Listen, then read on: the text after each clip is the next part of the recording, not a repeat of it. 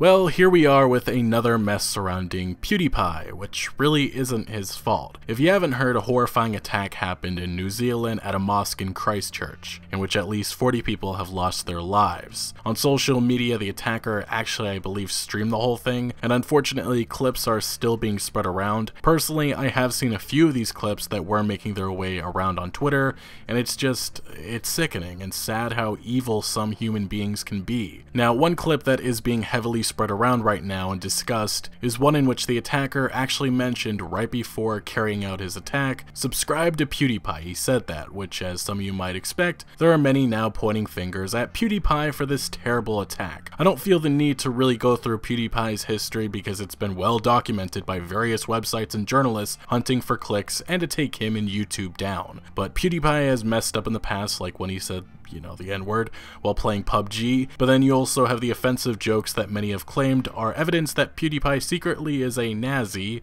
gonna say that word instead of the actual one, who is trying to spread super secret alt-right messages in his videos to the millions of viewers watching. Seriously, people think that. Beyond that, as far as I understand, it's been a lot of reaching by journalists. Like, there was a whole debacle with various journalists getting angry and outraged because Pewds played a multiplayer game with someone who had an offensive username. Then there was the time late last year where he shined a light on, I believe, 27 smaller channels that he follows, and it turns out one of them has some not so obvious offensive anti-Semitic messages hidden within his content. Something that honestly I don't believe the average viewer will pick up on, especially someone who doesn't live in the United States of America, and especially if they don't watch every single video said YouTuber uploads, and I think the average person watching right now hasn't watched every single upload that I've made over the years. But anyway, with all that said, a lot of journalists and websites have been continually spreading this narrative that PewDiePie and his 89 million subscribers are a problem that must be stopped, which really hasn't worked, but it doesn't mean that stupid narrative is dying out because many blue-check Twitter accounts are just waiting and hoping for PewDiePie's next slip-up, which unfortunately this New Zealand attack is just enough to continue to build upon that narrative that PewDiePie is evil and partially to blame for this sickening attack. Now, one thing that many journalists, and I guess you could say Twitter users, are not properly disclosing is that this attacker, who I will not name, had an 87-page manifesto which points out exactly what his plan was for this organized attack. I believe it took him 2 years to come up with all this. He wanted to divide people. He claimed Candace Owens to be his biggest influence, and honestly, he's a hateful monster that wants this event to further divide the left and right of the United States of America with the hopes that the divide will lead to a civil war. He also wanted as much attention as possible, which is likely why he threw in the mention to subscribe to PewDiePie, which, let me just say, the battle of T-Series and PewDiePie for the #1 most subscribed YouTube channel has been going on for months, and I swear boatloads of celebrities and popular people of various backgrounds have had fun with this phrase, which is a viral meme at this point. PewDiePie has even used this exposure to gain awareness and help raise funds for various charities. Unfortunately now, because a monster used this phrase, it likely will be shined forever in a negative spotlight. Overall though, as many of you already know, PewDiePie has made mistakes, but a lot of people really are just out to get him, and this tragedy is the latest in the mission to take him down. First, we have IGN and Polygon writer Andrew Todd posting to Twitter, "The Christchurch shooter posted a manifesto on 8chan and shouted 'subscribe to PewDiePie' before opening fire on the mosque, live streaming the whole thing. The internet is 1000% a vehicle for right-wing radicalization. F you PewDiePie fans, your boy has too many scandals to write off as a coincidence or edgy comedy, his jokes aren't funny, and he's effing trash," which, my response to this loser is just what Dolan Dark posted below, which was, "The guy had an 87-page manifesto on why he did it. Multiple people are gone, and yet you decide to use this situation to push an anti-PewDiePie agenda.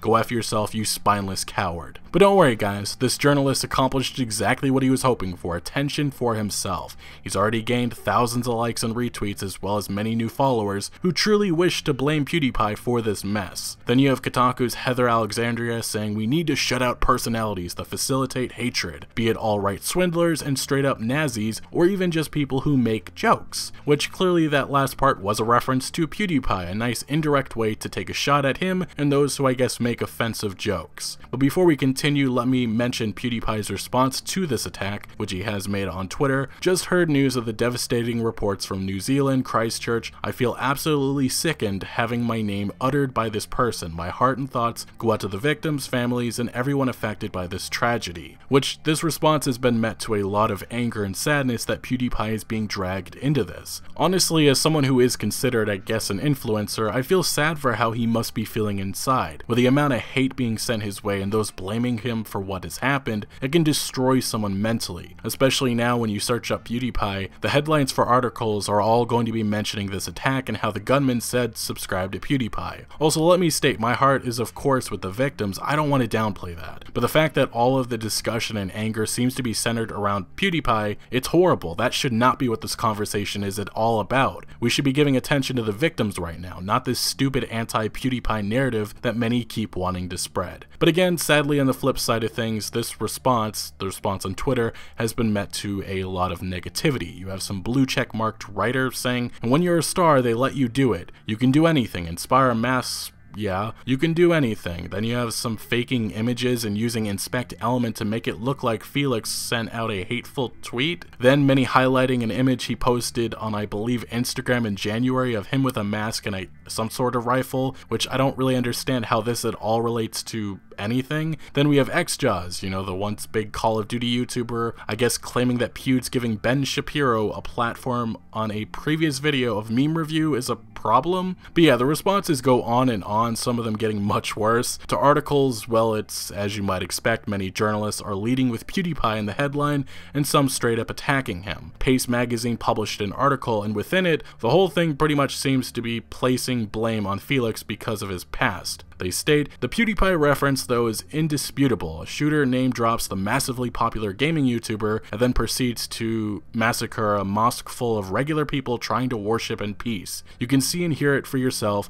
although we strongly discourage you from seeking it out. We're not saying that PewDiePie has ever intentionally encouraged these kinds of disgusting, inhuman actions. We're not arguing that PewDiePie in any way supports this shooter or agrees with attackers' sentiments behind them. We're simply pointing out that PewDiePie does have a history. And later in this article, if there's a lesson here, it's to make sure you know what the children and teenagers in your life are watching. If you have a child or a niece or a nephew that's into video games, keep an eye on what they're watching on YouTube. You can't trust tech companies or their algorithms to have the best interests of you and your family or even society at large at heart. In fact, you should openly not trust them at this point. I would also make the point for a lot of these websites, you shouldn't trust them, especially Pace Magazine. But they continue, it becomes our responsibility as adults to make sure impressionable minds aren't being seduced by destructive and hateful ideologies. You clearly cannot trust PewDiePie or YouTube to do that for you. But yes, of course, trust Pace Magazine's horrible hit piece. Anyway, let's continue. Kotaku Australia also decided to run with the headline mentioning PewDiePie. BuzzFeed and The Verge, of course, decided to take a shot at PewDiePie mentioning his history of quote-unquote anti-Semitic comments. Metro and a few other sites have created dedicated articles highlighting who PewDiePie is and of course his past incidents. But don't worry, this is just the beginning of articles calling PewDiePie out. I'm sure Polygon and Vox are coming very soon with their hit pieces. Now lastly, if you wanted to see what a cesspool of PewDiePie haters looks like, look no further than the Reset Era Gaming Forums, a far leftist website that usually is all about gaming and full of censorship, which many of the users and admins encourage. Within this thread, just look at this first page full of misinformation and hate being thrown at Felix. The original poster falsely claiming, for those unaware, the shooter posted on 8chan before the shooting began and cites Candace Owens and PewDiePie in his manifesto as inspirations, which I need to say, PewDiePie is not mentioned in this manifesto at all. Candace Owens is, but not Felix. Anyway, the replies just on this first page should be enough for you to understand that yes, many are blaming Felix for this attack. You have comments like, sickened, which is referencing PewDiePie's tweet, but this user proceeds saying, yeah, effing right, you piece of crap. Do not even pretend to be surprised, you crap stain. Maybe don't invite people like Ben Shapiro onto your channel for a fun meme time. As a start, PewDiePie is complicit.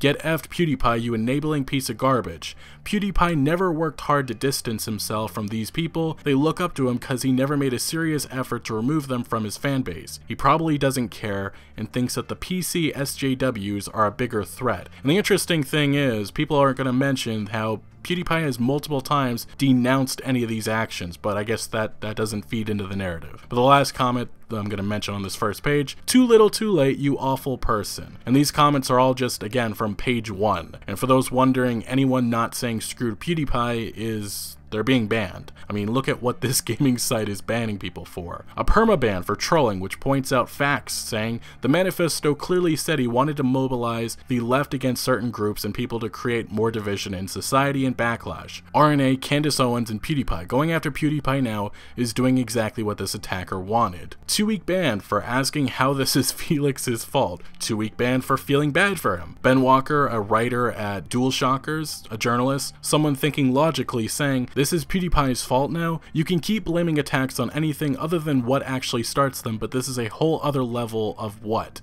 2-week ban. And then someone genuinely asked, are you seriously blaming him for this, and believe he secretly wants innocent people to lose their lives, in which numerous forum members pretty much said yes. Oh, and this user, well, they were banned for 2 weeks, of course, for downplaying the ramifications of hate speech. I also make a brief cameo along with many other YouTubers who have supported PewDiePie, which is something this website not a fan of. But yeah, the Reset Era forums, moderators, and admins only allow hate and misinformation to be spread against PewDiePie because it fits a narrative they all wish to keep pushing. So far, there are 23 pages of posts, and it's full of hundreds of people attacking Felix, and some of these individuals are gaming journalists like this guy who believes the mention of PewDiePie is telling, which it really is not. He has 89 million subscribers, and the sub to PewDiePie phrase is a viral meme. In my opinion, it's just pathetic what's happened because all of this outrage being thrown at Felix is from people who are waiting and wanting to attack him. I don't really have much else to add, but I will say this attacker's mission was to gain attention and to create further divide and conflict, and it's working thanks to many useful idiots. Anyway, just a very dark day, and my heart really is with the many lives lost. It's sad we live in such an evil world. But that's where I'm going to end this video. Thank you for joining. Leave your opinions below, whether you disagree or agree with what I had to say. I want to know your thoughts down below, and till next time, I'll see you later.